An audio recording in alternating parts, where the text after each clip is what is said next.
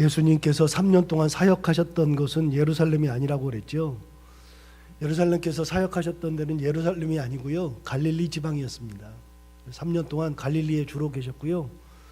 예루살렘은 딱 3번만 올라갔죠. 그래서 3번 올라가는 때가 언제였냐면 6월절이었기 때문에 그래서 예수님이 6월절마다 3번 올라가셨고 마지막 6월절 때 잡혀서 돌아가셨죠. 그러니까 예수님이 3년 사역했다고 말하는 게 바로 그거라고 말씀을 드렸죠. 성경에 3년 동안만 사역하셨다 그 말이 없어요. 없는데 일반적으로 우리가 다 알고 있잖아요. 공생의 기간이 3년이다라고 이야기한 거는 성경에서 3년이라고 한 적이 없지만 학자들이 추정해 보건대 예루살렘에 3번 6월절에 올라갔기 때문에 3번 올라갔으니까 3년 사역했다 이렇게 이야기하는 것일 뿐이지, 추정하는 것 뿐이지 3년이라고 하는 것은 정답은 아니에요. 추정하는 거죠.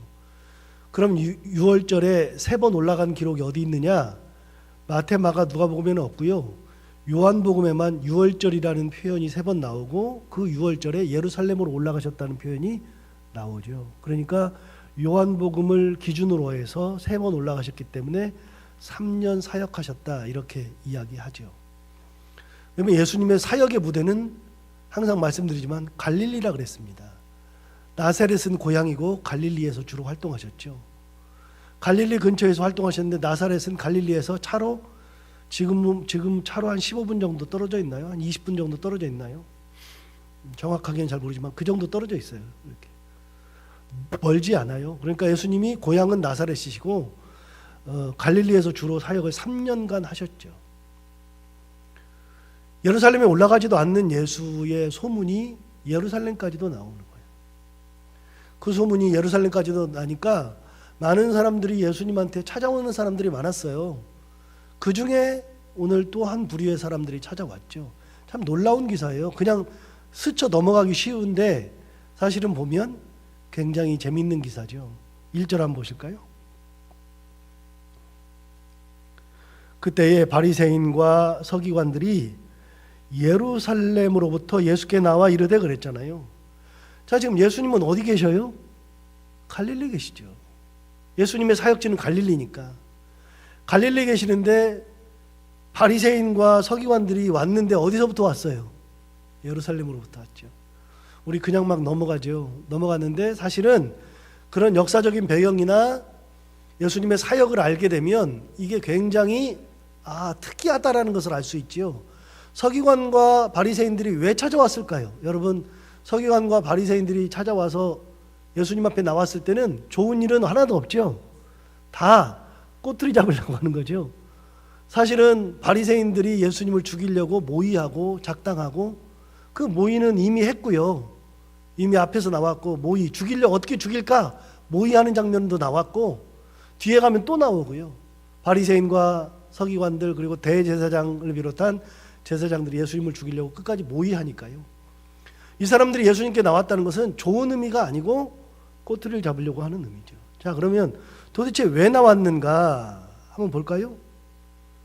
2절 보시면 당신의 제자들이 어찌하여 장로들의 전통을 범하나이까 떡 먹을 때 손을 씻지 아니하나이다. 이번에는 무엇을 가지고서 예수님 앞에 나왔냐면 제자들이 손 씻지 않는 것을 가지고서 나온 거예요. 제자들이 손을 씻지 않았어요. 이건 일종의 정결 예식인데요. 여러분, 손을 씻지 않았으니까 바리새인들의 눈에는 거슬러요. 다시 한번 복기해 볼까요? 서기관들은 주로 뭐 하는 사람들이에요? 율법을 읽고 알려주고 해석하는 사람들. 바리새인들은요, 율법을 실천하는 사람들. 그래서 마태복음 5장과 6장에 보면 이 많은 내용들이 나오는데 마태복음 5장의 내용들은 율법과 관련이 있잖아요. 해석과 관련이 있죠. 너희가 살인하지 말라는 말을 너희가 들었으나 나는 너희에게 이르노니. 그래서 살인에 대해서 서기관들이 가르쳐 주는 것들, 이혼하지 말라는 소리를 너희가 들었으나 나는 너희에게 이르노니, 이혼에 관련한 거, 뭐 형제에 관련한 거, 그런 율법에 관련한 것들이 5장에 뒤에 나오는데 그건 다 뭐와 누구랑 관련이 있다고요? 서기관들과 관련이 있다고요. 6장에 나오는 거 3가지가 나오는데 구제에 관한 거, 여러분 구제를 실제로 하잖아요. 금식도 실제로 하죠. 기도도 실제로 하죠. 그러니까 실제로 하는 것에 대한 것들은 누구랑 관련이 있어요? 바리새인들과 관련이 있다고요. 그래서 5장은 서기관과 관련이 있고요. 6장은 바리새인과 관련이 있어요. 이 두 사람들이 가장 많은 태클을 걸었어요. 근데 그 사람들이 오늘 찾아왔어요. 동시에 찾아왔어요. 그러면 서기관과 바리새인들이 왜 찾아왔느냐? 이유는 하나예요. 제자들이 손을 씻지 않는다는 거예요. 여러분, 손을 씻지 않는 거는 놀라운 게 하나 있어요. 성경에 여러분 혹시 볼 때 손을 씻지 않으면 안 된다라는 율법이 있어요, 없어요? 구약 성경에 손을 꼭 씻어야 된다는 율법이 있어요, 없어요? 있다 그러면 없다 그럴 것 같고, 없다 그러면 있다 그럴 것 같으니까 말을 못 하겠죠. 구약 성경에는 손 씻지 말라는 말이, 손을 씻어야 된다는 말이 없어요. 이건 율법이 아니고요. 이건 뭐라고요? 할라카라고요. 그들이 만들어 놓은 장로들의 전통. 2절을 다시 볼까요? 2절을 다시 보세요. 당신들의 제자들이 어찌하여 장로들의 전통을 범하나이까 떡 먹을 때 손을 씻지 아니하나이다. 여러분, 손 씻지 않는 것은 누가 만들어 놓은 전통이에요? 장로들이 만들어 놓은 전통. 여러분, 장로들의 전통이라는 것이 있었어요. 이게 일종의 할라카인데 장로들의 전통이 옛날부터 내려왔어요. 그 전통을 지켜야만 이게 율법이라고 생각을 했어요. 잘못된 거죠. 하나님의 율법이 아닌데 그걸 율법이라고 생각하는 사람들. 그래서 이 사람들이 공동체에서 만들어 놓고 그거를 지키라고 한 거예요. 예수님께서는 율법의 근본도 안 지키면 다 거부했죠. 안식일에 대한 것을 이야기할 때 안식일을 제대로 지키기 위해서 그들이 만들어 놨던 거 다 거부했죠. 예를 들어서 안식일 날 사람이 구덩이에 빠졌는데 안 꺼내고 짐승 빠지면은 그걸 건져내는 거예요. 이거는 율법에 없는 거죠. 뭐에서 만드는 거예요? 할라카에서 말하는 거잖아요. 이거 예수님께서 다 거부했잖아요. 안식일에 밀밭 지나가면서 이삭 잘라먹은 거, 제자들이 잘라먹은 거, 그걸 가지고 태클 걸었을 때 그거 아니다라고 거부했죠. 예수님은 할라카 다 거부했어요. 율법의 근본을 지키지 않으면 다 거부했어요. 자, 오늘도 장로들의 전통을 가지고 왔어요. 손을 씻지 않는 문제를 가지고 예수님 앞에 왔단 말이죠. 여러분, 율법이 뭐죠? 율법은 항상 말씀드리지만 사랑의 표현이에요. 많은 사람들이 오해하는 것이 율법은 구속하는 거라고 생각해요. 지켜야만 되는 거. 그래서 어떤 강제성을 띠고 있고 그런 걸 가장 많이 생각해요. 그럴 수도 있어요. 율법은 지켜야죠. 강제성도 띠죠. 그런데 여러분, 율법은 절대로 그게 아니고 율법은 사랑의 표현이라고요. 예를 많이 들어줬지만 남의 집 자식은 율법이 없어요.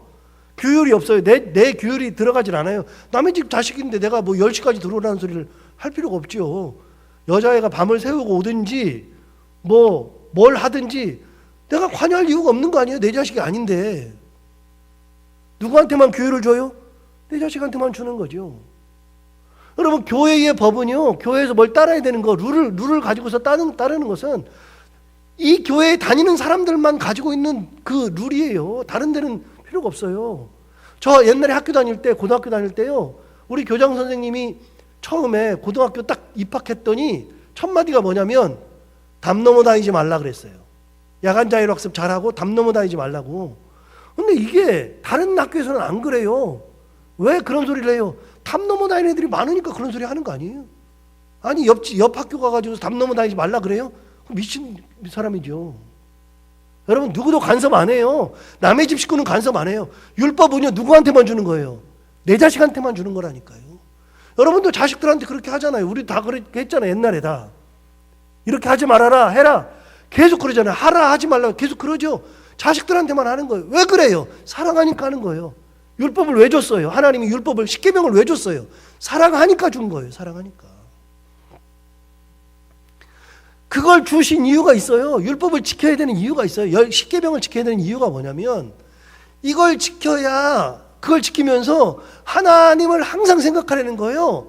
나 외에 다른 신을 두지 말라 그러면 다른 신이 생각나면 그걸 딱 하려고 그랬더니 하나님이 하지 말라 그랬는데 그러면서 하나님을 생각하는 거예요.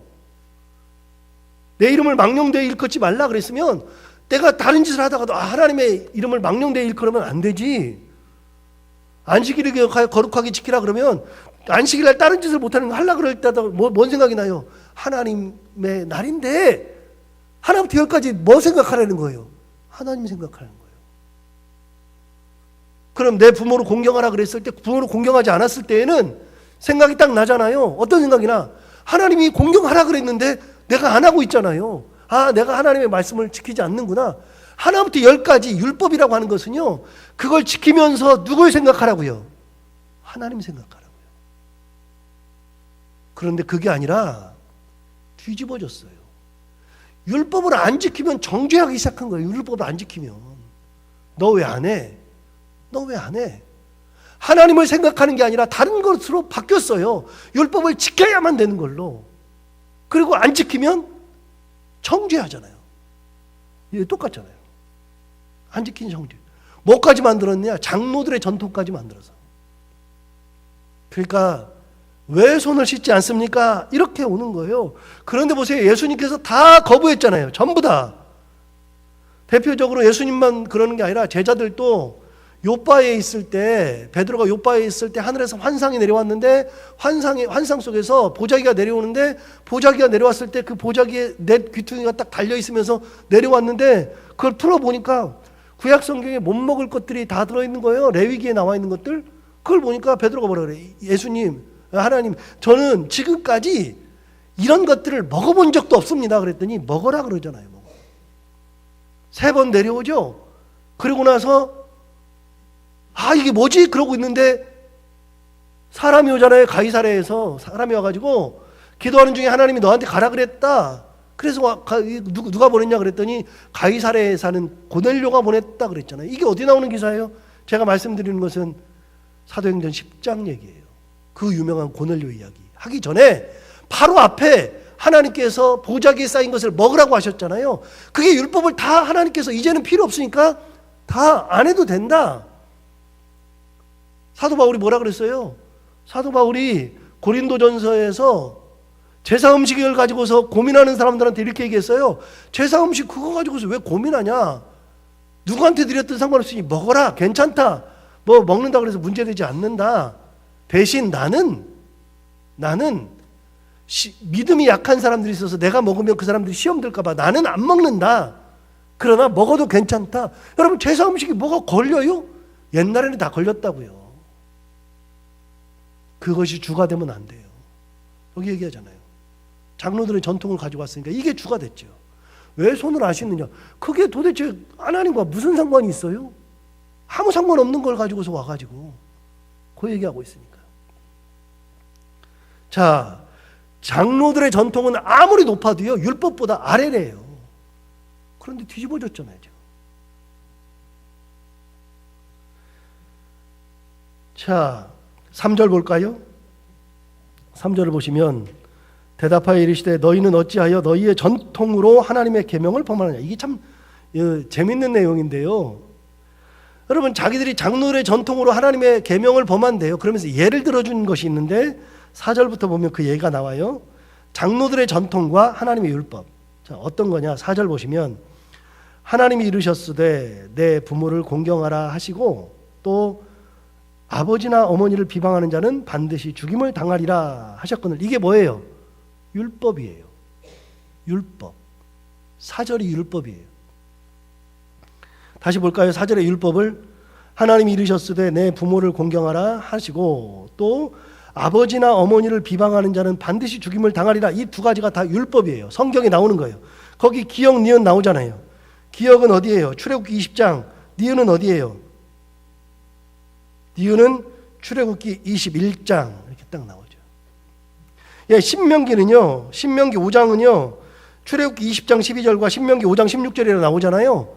이거는 뭐냐면요. 여러분 출애굽기 20장에 뭐가 나오냐면 십계명 얘기가 나와요. 시내산 가서 십계명 받는 얘기가 출애굽기 20장에 나오고요. 신명기 5장에도 똑같은 게 나와요. 이게. 그래서 십계명이 2번 나와요. 어디 나오느냐? 출애굽기 20장, 신명기 5장. 그러니까 내 부모를 공경하라가 이게 5번째 계명이잖아요.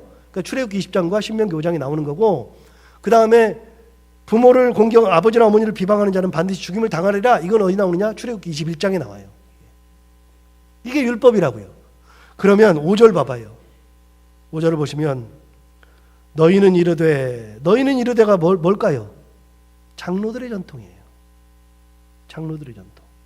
자, 5절을 보시면 장로들의 전통인데 너희는 이르되 누구든지 아버지에게나 어머니에게 말하기를 내가 드려 유익하게 할 것이 하나님께 드림이 되었다고 하기만 하면 그 부모를 공경할 것이 없다 하여 너희의 전통으로 하나님의 말씀을 폐하는도다. 이거 참 어려운 얘기예요. 여러분 해석이 잘 안 되죠. 여러분 이 본문 1절 위에를 보시면 장로들의 전통 그래놓고 가로 열고 뭐라고 되어 있죠? 마가복음 7장에도 나와요. 이 본문이. 자, 저를 잠시 보세요. 이제 제가 설명해 드릴 거예요. 5절, 6절을 설명해 드릴 건데 설명 듣고서 보시면 이제 답이 나와요. 이들의 전통 중에 뭐가 있냐면요. 부모를 공경해야 돼. 이게 율법이야. 아버지나 어머니를 비방하면 안 돼. 그러니까 부모를 공경해야 되면 부모님께 먹을 거, 쓸 거, 연세가 드셨으면 당연히 공경해야 되잖아요. 근데 부모는 지금 먹을 게 없어. 근데 자기가 스스로 내가 부모를 공경해야 되는데 내 걸 가지고서 부모를 공경해야 되는데 만들어 놓은 게 있어요. 하나님께 드리는 것이 있으면 부모를 드리지 않아도 돼. 그러니까 하나님께 내가 드렸으니까 부모를 줄 수가 없어요.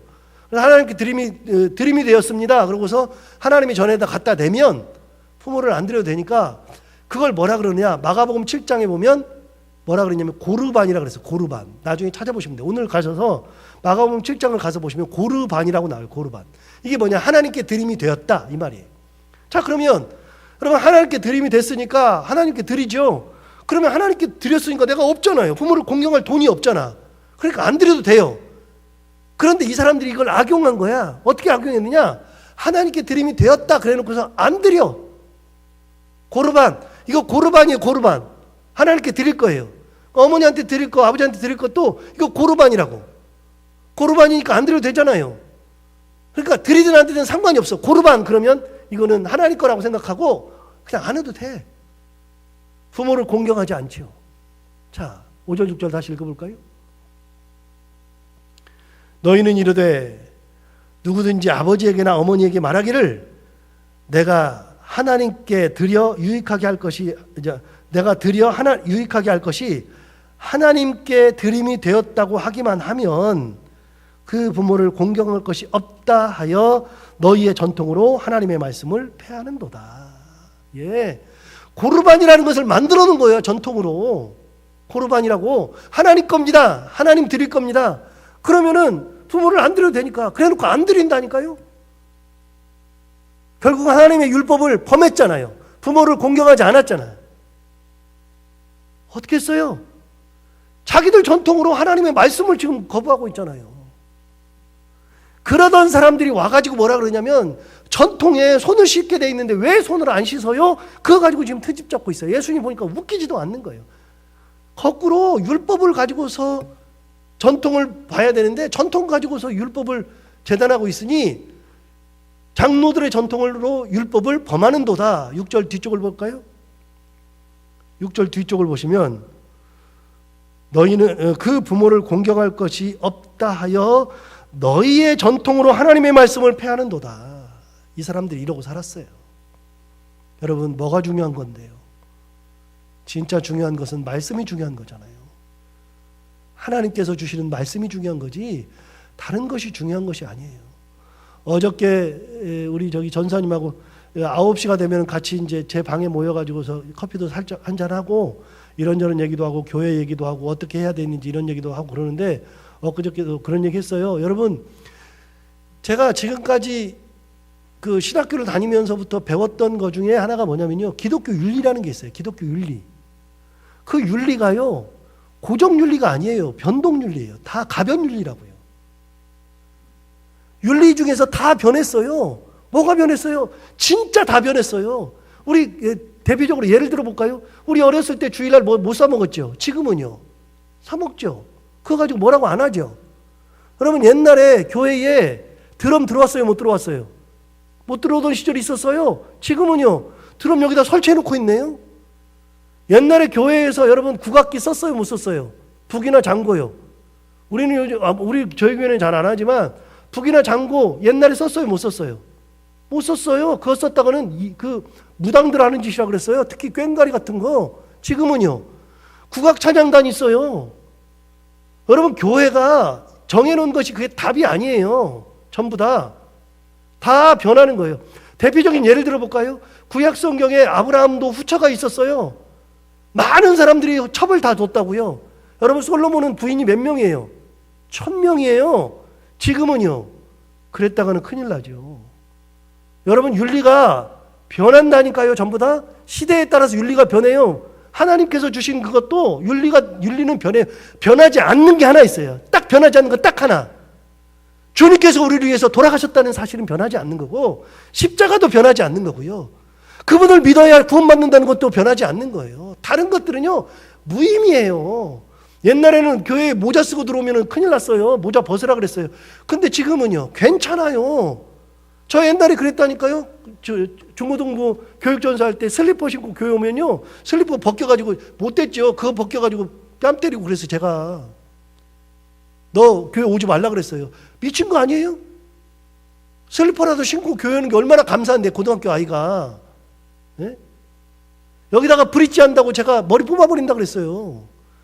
지금은 브릿지가 뭐예요? 완전히 머리를 하얗게 하기도 하고 노랗게 하기도 하고 그러는데, 그런다고 누가 뭐라고 안 하잖아요. 깜짝 놀라는 것 중에 하나가 청바지 찢어가지고 입고 다니잖아요. 그거 좋다고 하고 다니잖아요. 제 눈에는 걸려요. 여러분 눈에도 많이 걸리죠. 그런데 그러고 다녀요. 우리 아이도 그럴 때가 있어요. 여러분, 그거 다 진짜 말씀이 아니고 율법이 아니고 하나님의 은혜가 아닌데 자꾸만 그거 가지고 얘기할 필요가 없어요. 하나도. 지금 그러고 있잖아요. 아무 의미 없는 걸 가지고서 얘기하고 있으니까. 교회가 그런 거 가지고 자꾸만 얘기하기 시작하면요, 정말로 힘들어져요. 말도 안 되는 거예요. 여기 지금 얘기 나오잖아요. 예수님한테까지 와가지고 이 짓을 하고 있으니 괜찮아요. 요즘도 이해가 잘 안 되는 것 중에 하나가요, 우리 아이들이 오면은요, 교회 와가지고서 어디를 가냐면 와이파이 터지는 데를 그렇게 찾아가요. 아이들이 와이파이 터지는 데서 뭐 하려고요? 게임하려고. 교회 와가지고서 예배를 안 드려요. 계속 이것만 하고 있어요. 우리 아이들이 다. 중고등부 아이들이. 초등부 아이들도 그래요. 유초등부. 그 아이들도 다 그래요. 여러분, 교회 앞에서 옛날에 저희 교회는 이제 2층은 와이파이를 완전히 잘 해놔가지고 아이들이 거기 들어가면 아무런 문제가 안 되는데, 옛날에는 사무실 앞에만 와이파이가 잘 터지니까 그 앞에서 모여가지고 애들 이거 했었다고요. 속 터지죠? 저는 속 안 터져요. 애들이 여기까지 와서 게임하는 게 얼마나 감사한지 몰라요. 집에서 안 하고. 교회 나와주는 게 얼마나 감사해요. 말씀 들으러 오는 게 감사하잖아요. 바꾸면 다 은혜예요. 지금 이러고 있잖아요. 고르반 그래놓고서 율법을 어기는. 7절 볼까요? 예수님이 그 말씀하셨어요. 외식하는 자들아, 이사야가 너희에 관하여 잘 예언하였도다. 이런 표현이 별로 없는데 이런 표현이 나와요. 이사야가 너희를 위하여 잘 예언했대. 진짜 잘 예언했대. 이사야가 예언한 것이 딱 들어맞는다 그 말이죠. 8절 봐요. 이 백성이 입술로는 나를 공경하되 마음은 내게서 멀도다. 사람의 계명으로 교훈을 삼아 가르치니 나를 헛되이 경배하는도다. 이사야에 나오는 말씀이에요. 이사야 29장 13절에 나오는 말씀. 사람의 계명으로 교훈을 삼아 가르친다. 나를 헛되이 경배한다. 여러분, 그러면서 10절에 얘기했어요. 무리를 불러 이르시되 듣고 깨달으라. 입으로 들어가는 것이 사람을 더럽게 하는 것이 아니라 입에서 나오는 그것이 사람을 더럽게 하는 것이니라. 예. 들어가는 거 가지고 손 안 씻고 먹는다 그래가지고 그게 더러운 게 아니라 입에서 나오는 게 더러운 거예요. 입에서 뭐가 나와요? 입에서 나오는 거 얘기하잖아요. 19절에 나오잖아요. 19절에 입에서 나오는 거 얘기하죠. 마음에서 나오는 것은 악한 생각과 살인과 간음과 음란과 도둑질과 거짓 증언과 비방이래요. 이게 입에서 나오는 거래요. 이거 하나님이 다 싫어하는 거잖아요. 하나님이 원하시지 않는 거잖아요. 이거는 다 하면서 손만 깨끗하면 된다는 게 말이 안 되는 거예요. 그러니까 뭐 다른 얘기를 할 게 없어요. 믿음 생활 잘하면 되는 거잖아요. 하나님 붙들고 살아야 되는 거잖아요. 은혜롭게 살아야 되는 거잖아요. 보세요. 19절 다시 봐요. 하나님이 원하지 않는 것들을 내뱉는 거예요. 이게 마음에서 나오는 것은 악한 생각과 살인과 간음과 음란과 도둑질과 거짓 증언과 비방이니 20절 이런 것들이 사람을 더럽게 하는 것이요 씻지 않은 손으로 먹은 것은 사람을 더럽게 하지 못하느니라. 의미 없는 거죠. 쓸데없는 것에 신경 쓰고 살 필요가 전혀 없어요. 말씀으로 살아가야 되는 거고 말씀대로 살아가야 되는 거고 말씀이 우리를 주장해야죠. 은혜가 우리를 주장해야죠. 오늘 말씀을 들은 것처럼 이 하나님의 은혜가 우리를 주장하고 다른 것에다가 자꾸만 마음 쓰지 말고요. 하나님 말씀 붙들고 살고 하나님 은혜 붙들고 살아가는 저희들 모두가 다 되기를 바랍니다. 기도하겠습니다.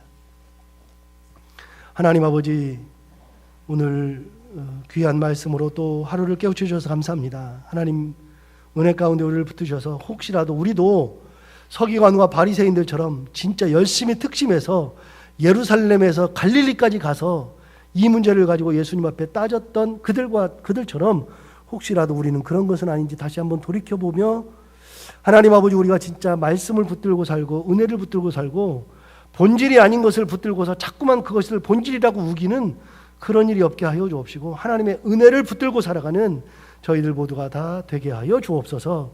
우리의 삶뿐만이 아니라 우리 가정에서도 교회에서도 하나님의 말씀이 주가 되게 하여 주옵시고 말씀만이 흥황하며 하나님의 은혜만이 가득한 그런 삶을 살아가는 저희들과 저희 가정과 교회가 되게 하여 주옵소서. 하나님 아버지, 오늘도 하루를 살아갈 때 본질이 무엇인지 비본질이 무엇인지 내가 무엇을 신경 쓰고 살아가는지 다시 한번 이런저런 생각하면서 살게 하여 주옵시고 오늘 또 이 말씀이 우리의 힘이 되게 하여 주옵시고 해야 되는 것들 기쁨으로 잘 감당하고 만나는 이들과 함께 웃고 행복한 하루가 되게 하여 주옵소서. 예수님 이름으로 기도하옵나이다.